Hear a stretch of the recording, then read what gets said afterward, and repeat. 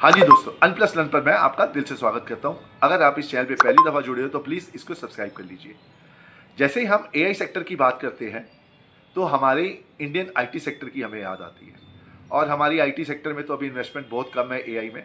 चलो, एनवीडिया का कल है रिजल्ट अमेरिकन बाजार में, तो उसमें हम देख रहे हैं Wall Street expects huge numbers, बहुत अच्छे नंबर एक्सपेक्ट कर रहे हैं वो, because tech companies are still buying massive amounts of AI computer chips. वो उम्मीद करते हैं कि इतनी इन्वेस्टमेंट करोड़ों अरबों लगा लगा रखी है उन्होंने, तो अच्छे नंबर उम्मीद कर रहे हैं। और वो जो टोटल रेवेन्यू है वो 78.5 बिलियन से 78.9 बिलियन के आसपास एक्सपेक्ट कर रहे हैं, उम्मीद करते हैं कि इतनी आए। और उसके अंदर जो कंट्रीब्यूशन है मेजर डेटा सेंटर का 73.1 और 73.3 बिलियन का, मतलब ये रेवेन्यू एक्सपेक्टेशन इतनी है, और उसमें से जो मेजर कंपोनेंट है वो 73.1, और ये जो उसके डेटा सेंटर से कमाई होती है। ठीक है जी। अब हम देख रहे हैं कि अगर ये $80 के आसपास, 80 बिलियन के आसपास आती है, $80 बिलियन आती है, तो बहुत बढ़िया होगा। जो 78.5 और 78.9 की एक्सपेक्ट 80 आ गए तो बहुत बढ़िया। और इसमें जो डेटा सेंटर के है उसमें से $75 बिलियन डॉलर की उम्मीद आई, तो बहुत बढ़िया होगा एनवीडिया के लिए, स्टॉक के लिए भी और कंपनी के लिए। अच्छा, जो इसकी पहले की जो कीमत थी आप देख रहे हो, 44.1 बिलियन थी पहले, अब $80 बिलियन की हो जाएगी, ऑलमोस्ट डबल हो जाएगी। और डेटा सेंटर का जो काम था उसमें से जो पैसा आ रहा था 39.1 बिलियन आ रहा था, अब $75 बिलियन आ जाएगा, मतलब ऑलमोस्ट डबल डबल हो गए डेटा सेंटर का भी जो प्रॉफिट आ रही है। अब हम वीडियो गेमिंग की जो उसमें से एक कंपोनेंट है जिससे पैसा आता है उसको $3.5 बिलियन है, लेकिन जो ईपीएस है मेन 1.75 से लेकर 1.77 तक एक्सपेक्ट हो रहा है कि इतना ईपीएस आ जाए। ठीक है जी। प्रॉफिट मार्जिन 74.5 to 75% है। ये एक्सपेक्ट कर रहे हैं कि ईपीएस 1.75 से $1.77 का आएगा इनका। ठीक है जी।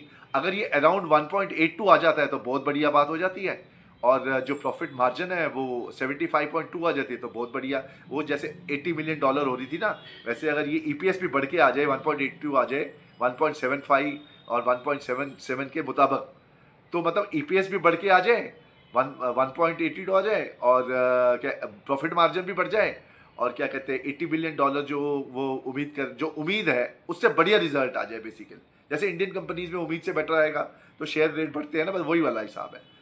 अब देखो, वो ये तो हो गया जो आएंगे, लेकिन इनकी उम्मीद और भी आगे है। ये सोचते हैं कि प्रेडिक्शन कर रहे हैं अब कि ये क्वार्टर पे तो इतनी आ जाएगी $80 बिलियन, लेकिन उसके नेक्स्ट क्वार्टर जो मतलब उसके फ्यूचर वाला क्वार्टर में अगर $85 बिलियन और $87 बिलियन के आसपास एक्सपेक्ट कर रहे हैं, मतलब 75 से ऑलमोस्ट 75.5 से 80 पे पहुंच गए, और 80 से सोचते हैं 85 पे पहुंच जाएंगे ये, और 85 और 87 के बीच में, तो बहुत बढ़िया। और इसमें अगर 90 आ गए, $90 बिलियन की आ गई इनकी रेवेन्यू, तो बल्ले बल्ले हो जाएगी, मतलब फिर तो रॉकेट ही हो जाएगा बिल्कुल शेयर। अब हम ये तो एक्सपेक्टेड वैल्यू है, अब इसमें देखते हैं होता क्या क्या रिजल्ट आता है। अब चक्कर ये है कि because Nvidia usually beats expectation, just hit the 78.8 billion mark, मतलब ये जो एनवीडिया का स्टॉक है ये हमेशा एक्सपेक्टेशन को तोड़ता है। पीछे 78.8 बिलियन आ गया था, ठीक है, अब सोच रहे कि $80 बिलियन आ जाए तो और बढ़िया है। मतलब बेसिकली एक्सपेक्टेशन कल रिजल्ट से पता चल जाएगा हमें क्या है। और अभी देख रहे हो कि रेवेन्यू क्रॉस $80 बिलियन, ये मतलब big investor want to see $80 billion के आगे निकल जाएंगे। ठीक है जी। वो तो एक्सपेक्टेड है, नंबर तो भाई एक्सपेक्ट करेंगे ही करेंगे। फ्यूचर प्रेडिक्शन की भी बात वही जो मैंने आपको कही है, the most important point is कि $87 बिलियन के आगे चले जाए, मोर देन जो 90 बिलियन डॉलर की बात कर रहे हैं, मतलब आगे आगे बढ़ने की लगी हुई है इनको। इंडिया के शेयर्स हैं आईटी शेयर जो पीछे पीछे भाग रहे हैं, आज थोड़ी सी ऊपर आई है, आज थोड़ी सी 3-4% ऊपर आए हैं सारे इन्फोसिस पर, बाकी तो लेनी देनी हो रखी है। अब ये new chip updates, investors want to hear updates on the newest AI chips called Blackwell and Rubin. Any news about shipping? मतलब यही है जो न्यू चिप्स आई है एनवीडिया की, जो ये चाहते थे कि चाइना को हम इंपोर्ट करें, चाइना को इंपोर्ट कर, लेकिन चाइना ने तो मना कर दिया, चाइना अपना ही लेके बैठे हैं, वो किसी को आने ही नहीं देते। जो अमेरिका ये ट्रम्प भाई साहब गए हैं वहाँ पे, एनवीडिया के भी जो मालिक है वो भी गए थे। ठीक है जी। और अब एनवीडिया का रेट देखो, अब 222.32, $3 नीचे है।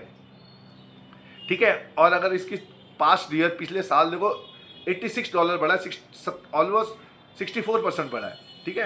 अब तेजी देख के तो सब आएंगे ही आएंगे, मतलब वही ना, चलते घोड़े पे सब सवार होना चाहते हैं, चलती ट्रेन में सवार होते हैं, लेकिन इसके साथ भी बहुत कुछ अनहोनी घटना घटी है। अगर आप देखोगे ये शेयर भी देखो, अगर जैसे एक बार 60% भी गिरा हुआ है, फिर 36% भी गिरा हुआ है, ठीक है, 36% गिरा था, लोगों ने जिसने होल्ड किया उसको फायदा हो गया, ठीक है। एक बार ये 63.41% भी गिरा हुआ है, तब भी किसी ने होल्ड किया, तब भी फायदा हो गया, ठीक है। अब ये है कि शेयर्स को होल्ड करने की कैपेसिटी होनी चाहिए। जो बंदे अच्छे आइटम को, जो शेयर है उसको होल्ड करके रखते हैं, वही कमाते हैं फिर, ठीक है। तो ये तो एनवीडिया के बारे में आपको मैंने बताया है, क्योंकि कल इसके रिजल्ट हैं। अब कल एनवीडिया के अगर रिजल्ट खराब आ गए तो एआई बबल फुस और इनकी हालत डाउन। जो एआई के, अगर एनवीडिया के रिजल्ट गंदे आए तो सारे एआई की जो कंपनियां हैं ना अमेरिका की, सबकी हालत खराब हो जाएगी और हमारे इंडियन शेयर्स के ना बल्ले बल्ले हो जाएगी।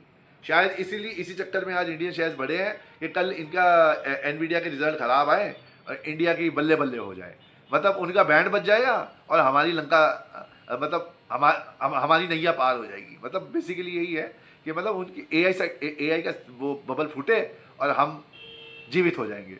ये मैंने आपको बताना था आईटी सेक्टर के बारे में, एनवीडिया के बारे में। आई होप आपको इन्फॉर्मेशन अच्छी लगे, और इसके रिजल्ट के बारे में कल बात करेंगे जब इसका रिजल्ट आएगा। तो thank you very much, thank you sir, thank you much.